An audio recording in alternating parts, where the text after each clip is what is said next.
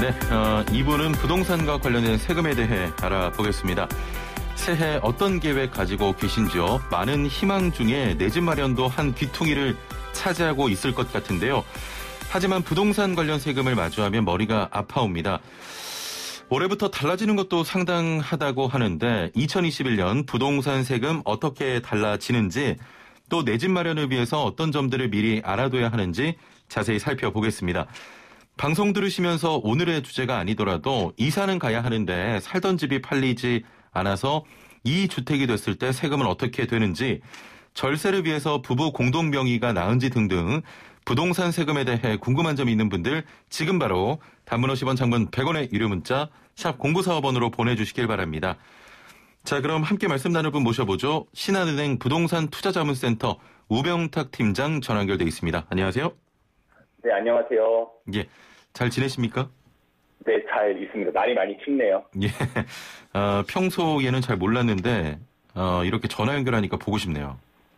네, 저도 그렇습니다. 예. 지난해 그 부동산 관련 세금이 그 어느 때보다 좀 많이 바뀌었다 이런 평가를 받았는데 올해부터 달라지는 부동산 세금 제도가 또 상당하다면서요? 네, 작년 한 해는 과거 어느 때보다 부동산 세금 제도가 많이 바뀌었습니다. 예. 또한 올해부터 바뀌는 세금이 또 많은데요. 예. 중요한 것만 꼽아도 소득세 최고세율 인상, 다주택 중과세율 인상, 단기양도 중과세율 인상, 1주택 장기보유 특별공제의 요건 강화와 분양권의 주택수 포함과 종부세 세율 인상 등이 있습니다. 예. 굉장히 많은데 올해 바뀌는 그 부동산 세금 제도 좀 하나씩 설명을 해 주시면 감사하겠습니다. 네, 소득세 세율부터 말씀드리겠는데요. 소득세의 경우에 작년 말까지 적용되는 기본세율은 6에서부터 42%였습니다. 예. 1월 1일부터는 최고세율이 42%에서 45%로 3%포인트 인상됐고요. 예. 과세표준 5억 원 초과에 대해서 42% 세율이었던 것이 올해부터는 5억에서 10억까지는 42%, 예. 10억 초과는 45%가 적용됩니다. 이게 가장 높은 구간의 세율만 올라간 거라서 예. 근로소득이나 사업소득에 있어서는 전체 국민 중에 0.05%, 한 10,000명 정도만 대상이 되니까 예. 국민 대다수는 크게 상관이 없는데요. 근데 이제 이 세율이 근로소득에만 쓰이는 게 아니라 양도소득세도 같은 세율입니다. 예. 양도세의 경우에는 오랫동안 누적적으로 발생한 차익이 한꺼번에 과세되기 때문에 꼭 고소득자가 아니라도 부동산 양도세에서는 더 많은 사람들이 이 최고세율의 영향을 받을 수 있겠습니다. 예. 다주택에 대한 중과세율이 단기 양도 중과세율도 인상된다고 합니다. 세금은 주로 좀 오를 때가 많은 것 같아요. 네, 공교롭게도 그런 게 많은 것 같습니다. 예. 우선 다주택 중과세율이 인상되는데요. 다주택자가 조정대상 지역에서 주택을 양도할 때 예. 2주택은 16에서 55%, 3주택은 26에서 65%였었는데 예. 올해 6월 1일부터 각각 10%포인트씩 추가됩니다. 따라서 2주택은 26에서 65가 되고요. 예. 3주택은 36에서 75%가 되는데 소득세에는 10%의 지방소득세가 더 붙기 때문에 최고세율의 경우에는 82.5%까지 올라가기 때문에 예. 이 시기를 전후해서 불가피하게 집을 팔아야 하는 다주택자라면 5월 31일 전 잔금을 조건으로 매각을 하는 것이 좋겠습니다. 예. 조금 다른 이야기입니다만 다주택자에 대한 이런 세율이 많이 인상이 되지 않습니까? 네. 좀 파시는 분들이 많겠습니까? 네, 실제로 나타나고 있는 양상은 조금 예상치와는 다른데요. 예. 종부세 부담도 높아지고 양도세 세율도 추가로 올라가는 게 예정돼 있기 때문에 예. 그 전까지 파는 사람이 어느 정도는 늘어날 거라고 생각을 했었는데 실제로는 지금 현재 이런 세금 부담에도 불구하고 5월 31일 전까지, 그러니까 세금 부담 때문에 미리 팔려고 하는 사람들, 즉 이른바 이제 급매물건이 시장에서는 별로 보이지 않는 상태인 것으로 보이고요. 예. 결과적으로는 세금 부담이 분명히 되기는 하지만 아직은 좀 더 집값 상승을 지켜보자라고 하는 게 좀 더 강세인 것으로 보입니다. 현재 관망하시는 분들이 굉장히 많군요. 맞습니다. 예. 자, 다주택뿐만 아니라 1주택도 강화되는 부분이 있습니다. 장기보유 특별공제입니까? 네, 맞습니다. 1세대 1주택은 비과세 요건을 갖추면 양도금액 9억 원까지는 전액 비과세되고 예. 9억 원을 초과한다고 하더라도 장기보유 특별공제를 8%씩 최대 80%까지 받을 수 있는데요. 작년까지는 2년 이상만 거주했다면 보유기간에 따라서 8%씩을 공제, 즉 차감을 해줬는데 예. 올해부터는 거주기간별 4%, 보유기간별 4%로 나눠지게 됩니다. 즉 보유를 아무리 오래 했어도 거주를 하지 않았으면 공제율이 줄어들게 됩니다. 따라서 네, 거주기간이 짧은 1주택자이시라면 거주기간도 챙겨야만 세금을 줄일 수 있겠습니다. 예. 자, 올해부터는 그 분양권도 주택수에 포함된다고 하는데 자세히 설명을 좀 해주시죠. 네, 여태까지는 분양권의 경우에 준공될 때까지는 주택수에 포함되지 않았었거든요. 이 일반 분양권의 경우에는 집이 지어지기 전까지는 집이 아니라 부동산을 취득할 수 있는 권리에 불과하기 때문이었습니다. 그런데 이제 올해 1월 1일 이후에 새로 취득하는 분양권부터는 다른 집을 팔 때 분양권도 집을 가지고 있는 것처럼 주택수에 포함이 되게 되고요. 이로 인해서 분양권과 다른 집을 가지고 계시는 상태였다면 다주택에 따른 중과까지 적용이 될 수 있기 때문에 주의가 필요합니다. 예. 전체적으로 부동산 관련 세금이 다 오르는 거군요. 네, 맞습니다. 계속 세목을 가리지 않고 종부세, 양도세, 취득세까지 전체적으로 계속 오르고 있는 추세라고 보시면 됩니다. 예. 자, 지난해 말 종합부동산세 증가도 중요한 화두였는데 올해는 종부세 세율도 오른다고요? 어떻게 조정이 되는 겁니까? 네, 몇 년째 계속 종부세 인상이 화두가 되고 있는데 1주택자의 종부세 세율이 0.1에서 0.3%포인트씩 인상돼서 0.6에서 3%의 세율이 되고요. 다주택자의 경우에는 1.2에서 6%로 큰 폭으로 인상됩니다. 여기에 이제 매년 공정시장가의 비율도 5%씩 계속 오르고 그래서 올해는 95%가 적용이 되고요. 공시가격 현실화까지 계속된다는 걸 고려하면 당분간 종부세 인상은 계속될 것으로 보이고 특히 법인의 경우에는 주택을 소유하는 데 대해서 단일 세율로 3% 또는 다주택은 6%까지 아주 높은 세율이 적용되게 됩니다. 예. 지금 이게 결론적으로 집을 많이 보유하지 마라, 빨리 팔아라. 그래서 시장에 공급을 좀 늘리겠다 이런 방안 같은데 이게 실효성이 있겠습니까? 이렇게 세금 올리는 게요? 네, 실제로는 이러한 종부세를 이렇게 인상하는 걸 통해서 새로 주택을 구입하시려는 수요들은 많이 억제가 되고 있는 것으로 보여집니다. 그런데 이미 지금 현재 다주택인 상태에 있는 사람들의 경우에는 이 종부세 부담에도 불구하고 팔려고 하면 양도세 중과 쪽이 금액적으로 훨씬 더 크기 때문에 거기에 막혀서 쉽게 매물로 내놓지는 못하고 있는 상황으로 보여집니다. 예, 알겠습니다.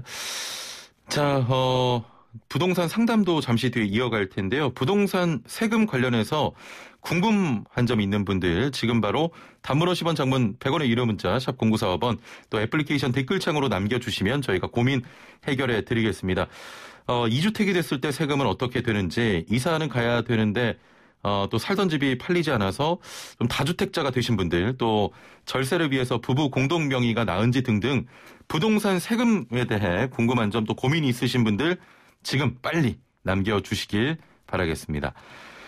자, 그리고 올해도 내 집 마련 계획하시는 분들 많으실 텐데 내 집 마련 중에 가장 간단한 방법은 청약입니다. 2030 입장에선 가점제 청약은 꿈도 꿀 수 없다며 청포자 이런 말도 나왔는데 올해는 2030을 위한 청약 제도 변경이 변경되면서 조금은 좀 희망을 가져봐도 되지 않느냐 이런 전망도 있는데 어떻게 바뀐 겁니까? 네, 신혼부부 특별공급 중에서 민영주택의 일반 공급분 30%가 이제 할당이 되는데요. 신혼부부에 대해서는 지난해까지는 전년도 도시근로자 가구원수별 월 평균 소득의 120%, 맞벌이는 130%로 비교적 소득 수준이 좀 낮았습니다. 이제 올해부터는 최대 140%, 맞벌이의 경우에는 160%까지로 늘어나게 되고요. 공공주택 역시 기존의 소득 기준 100%에서 올해는 130%, 맞벌이의 경우에는 최대 140%까지 대상자가 좀 넓어집니다. 3인 가족 기준으로 130%라고 하면 매월 약 722만 원 이하일 때 대상이고요. 맞벌이 140%의 경우에는 매월 기준 약 777만 원 정도 이하면 대상이 되고요. 생애 최초 특별공급, 그러니까 신혼부부뿐만 아니라 태어나서 처음으로 집을 청약을 신청하는 경우에 소득 기준도 역시 상향되었습니다. 기존의 공공주택의 경우에는 100%, 민영주택은 130%였던 소득 기준이 공공주택은 130%, 민영주택은 160%까지 완화가 됐거든요. 3인 가족 기준으로 160%는 매월 약 888만 원 이하의 소득이면 청약 대상이 되는 부분입니다. 다만 이런 기존의 특별공급 부분은 저소득층이나 거주 주거 환경의 약자에게 원활한 주택 공급을 위한 제도였기 때문에 전체 대상 물량 중에서 70%는 기존의 강화된 소득 요건 위주로 먼저 공급이 이루어지고요. 나머지 30% 정도가 이러한 우선 공급에서 탈락된 사람들 플러스 이번에 완화된 소득 조건으로 대상자가 넓어진 사람들과 함께 추첨제로 공급이 됩니다. 예. 그러면은 좀 희망을 가져봐도 되겠습니까? 그래도 조금 더 가능성이 높아졌다라고 생각하셔도 좋겠습니다. 예. 자, 올해 분양가 상한제 아파트 당첨과 관련해서도 꼭 기억해둬야 할 내용도 있다고요? 네, 경기도와 같은 수도권에서 민간 택지는 2에서 3년, 공공 택지는 3에서 5년간 의무 거주 기간이 생기게 됩니다. 만약에 시세 대비 80% 미만의 분양, 즉 저가로 분양을 했을 때에는 민간 택지는 3년, 공공 택지는 5년이 의무 거주 기간이고요. 예. 만약 이제 청약이 당첨됐다가 의무 거주 기간 내에 팔아야 하는 사정이 생겼을 때에는 반드시 한국토지주택공사에만 매각을 할 수가 있습니다. 아, 그렇군요. 거주 의무 기간에 거주하지 않을 어떻게 되는 겁니까? 당첨이 취소가 됩니까? 이미 당첨 및 분양은 완료된 것이기 때문에 당첨이 취소되지는 않고요. 1년 이하의 징역 또는 1천만 원 이하의 벌금의 처분이 됩니다. 또한 거주 사실에 대해서 거주하지 않는 것으로 확인이 되면 한국토지주택공사 등에서 이제 조사를 받게 되는데요. 조사 요청이 있었을 때 이에 응하지 않거나 혹은 거주하지 않으면서 허위의 거주 사실을 주장할 경우에는 300만 원의 과태료 처분이 추가로 취해질 수 있습니다. 예, 알겠습니다. 자, 관련 이야기는 여기까지 나눠보고요. 상담 좀 이어가 보겠습니다. 6618번님. 서초에 주택 한 채가 있고 목동에서 전세로 거주하고 있습니다. 서초 집은 8년 전에 구입하고 계속 전세로만 임대를 주고 있었는데요. 자, 그러면 세금이 더 많아집니까? 라고 하셨네요. 네, 서초의 집에서는 거주를 한 번도 한 적이 없다는 말씀인 것 같습니다. 8년 전에 구입을 하셨으니까 거주하지 않으셨어도 9억까지 비과세를 받는 건 가능하고요. 다만 9억 초과분에 대해서는 거주를 하지 않았기 때문에 최소 2년을 거주해야만 8년 보유에 대한 64%의 장독공제를 받을 수 있기 때문에 지금 거주를 하지 않은 상태에서는 장독공제는 받을 수가 없습니다. 그래서 서둘러 파시기보다는 향후에라도 거주를 몇 년간 하실 수 있겠는지 고려하시는 것이 좋겠습니다. 아, 지금 그냥 팔기보다는 거주를 조금 생각해 보시는 게 좋겠군요. 네, 맞습니다. 4855번님, 현재 1주택자입니다. 추첨분 청약을 넣고 있는데 혹시 당첨되면 분양권도 주택수에 포함돼서 비과세를 못 받게 됩니까? 라고 하셨습니다.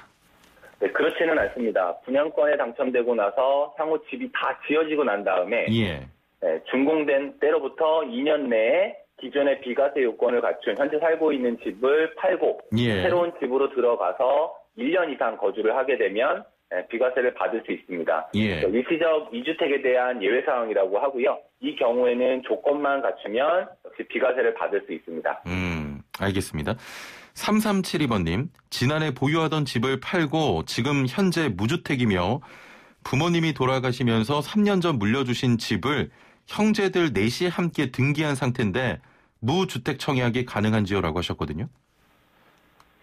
네, 상속주택을 일정 기간 내에 지분으로 받은 상속주택을 일정 기간 내에 처분한다라는 조건 하에서는 청약은 가능합니다. 다만 기존의 주택을 가지고 계셨던 기간이 있기 때문에 청약에 따른 무주택 가점 부분이 상대적으로 좀 낮을 거라서 가점에 대한 부분은 좀 같이 살펴보실 필요가 있겠습니다. 청약은 가능한 거죠? 청약 자체는 상속주택의 지분을 처분한다는 조건으로 가능합니다. 아, 그래요? 예, 알겠습니다. 0875번님, 2주택자로 이번에 고지서 받고 한 채를 매도하거나 증여하려고 합니다. 어떻게 하는 것이 좋을까요? 하셨네요. 네, 공시가격 현실화와 세율 인상들 때문에 다주택자의 경우에는 종부세 부담이 점점 커지고 있고요. 중요한 거는 이 종부세를 가계의 현금 흐름상 충분히 부담할 수 있느냐 하는 부분입니다. 부담이 어렵다면 정리를 하시는 게 좋은데 만약 이제 증여를 할 경우에는 작년 8월 12일부터 증여에 따른 취득세가 기준 시가 3억 이상인 주택일 때에는 기존의 3.8이나 4%에서 12.4% 또는 13.4%까지 3배 가까이 증가했습니다.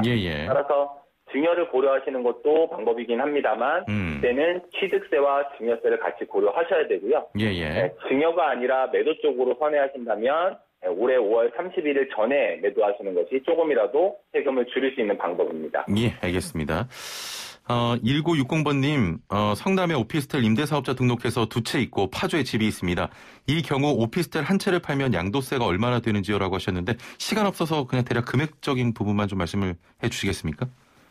네, 임대사업자 등록의 기간을 다 맞추셨다면 중과를 피해서 그냥 기본세율로 6에서 45%만 내시면 되지만 이게 이제 기간 중에 그러니까 요건을 채우지 못하신 상태라면 다주택으로 중과될 수 있습니다. 주거용으로 사용하고 계시다면요. 알겠습니다. 자, 오늘 말씀 여기까지 듣겠습니다. 감사합니다.